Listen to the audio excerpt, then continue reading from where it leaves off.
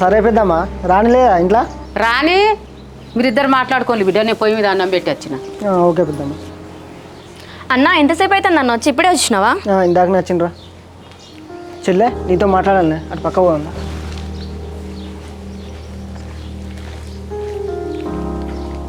చెప్పన్నా.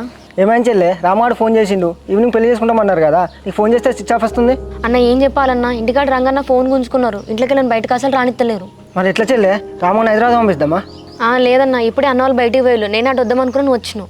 అవునా చెల్లె, మరి ఇప్పుడు ఏం చేద్దాం చెప్పు. అన్న నువ్వు మెల్లగా బండి తీసుకుని ఇంటి వెనకాలకి రా, నీ వెనక డోర్ తీసుకుని వచ్చి బండి మీద కూర్చుంటా, వెళ్ళి గుడికాడికి వెళ్ళి పెళ్లి చేపిద్దు. సరే చెల్లె, మరి ఇంట్లో పెద్దమ్మ ఉన్నది కదా, మరి ఎట్లా? దాని పనులు అదే ఉంటుందన్న, నువ్వైతే ఇంటి వెనకాలకి వెళ్ళి రాపో.